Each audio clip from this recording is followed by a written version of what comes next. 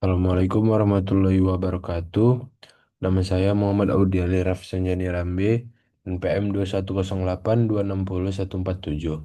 Hari ini saya akan mempresentasikan mind map saya yang berjudul dengan fisiologi jantung memompa. Yang pertama saya akan mulai dari struktur pendukung pompa, yang dimana anatomi dan struktur dasar jantung.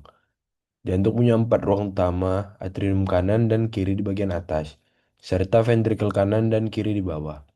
Di antara ruang-ruang ini ada empat katup satu arah yang mengatur aliran darah, trikuspid, bikuspid, mitral, aorta, dan pulmonal. Dinding jantung terdiri dari tiga lapisan utama, yaitu endokardium, miokardium, dan epikardium.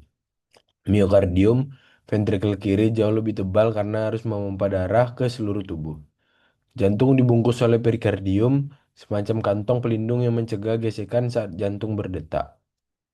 Kemudian siklus jantung. Siklus jantung, sistol atrium, darah masuk ke ventrikel.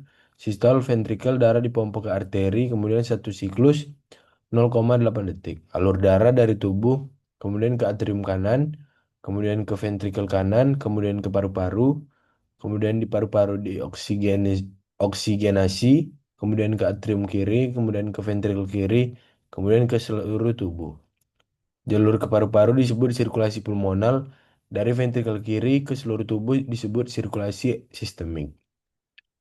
Tekanan di sirkulasi pulmonal lebih rendah karena jaraknya pendek dan paru-paru lebih sensitif terhadap tekanan tinggi. Kemudian, cardio output ataupun curah jantung. Volume darah yang dipompa tiap menit.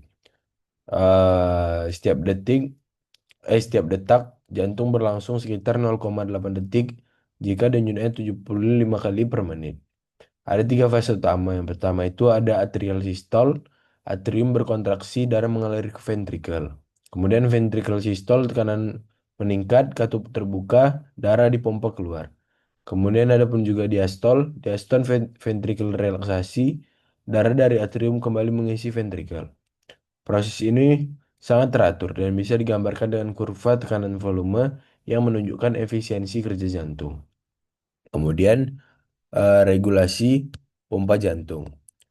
Dalam satu detik, ventrikel mengisi sekitar 110 sampai 130 EDV. Lalu tersisa sekitar 40 sampai 60 setelah kontraksi ESFV. Volume darah yang dikeluar disebut stroke volume sekitar 70 mili. Tekanan di ventrikel kiri bisa mencapai 125 mm air raksa saat kontraksi dan turun jadi 10 mm air raksa saat relaksasi. Dan juga hormon yang mempengaruhinya itu ada hormon adrenalin, stimulasi kontraksi, preload dan afterload mempengaruhi kekuatan pompa. Kemudian faktor yang mempengaruhi kerja pompa itu yang pertama itu ada tekanan darah sistemik, volume darah, gangguan ritme atau aritmia, kerusakan otot jantung atau infark. Kemudian jantung juga punya sistem listrik sendiri.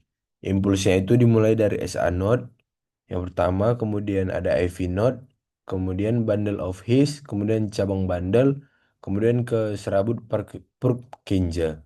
Kemudian impuls ini bikin jantung berdetak teratur. Yang dimana kalau di EKG itu bergelombang.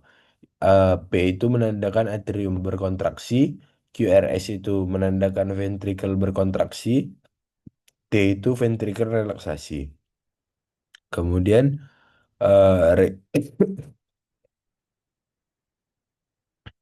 yang terakhir itu ada fungsi sistemik pompa jantung. Fungsi sistemik pompa jantung menyuplai oksigen dan nutrisi, mengangkut karbon dioksida dan sisa metabolik, dan juga menjaga tekanan darah, menyokong perfusi organ vital, dan juga secara intrinsik jantung bisa menyesuaikan kekuatan kontraksi berdasarkan isi ventrikel. Dari luar ekstrinsik, kerja jantung diatur oleh sistem saraf simpatis mempercepat dan memperkuat detak. Parasimpatik atau nervus vagus memperlambat detak. Hormon adrenalin dan noadrenalin meningkatkan kontraktilitas dan frekuensi. Faktor-faktor seperti preload, afterload, dan kontraktilitas akan menentukan seberapa efektif jantung memompa darah. Nah, kesimpulannya itu dari mind map saya ini, jantung bekerja secara otomatis efisien dan teratur melalui sistem konduksi dan respon tekanan serta hormon. Sekitar 5 liter darah dipompa setiap 5 menit dalam kondisi istirahat. Bila ada gangguan sedikit saja dalam siklus atau regulasi ini, bisa timbul masalah serius seperti gagal jantung, aritmia, dan shock.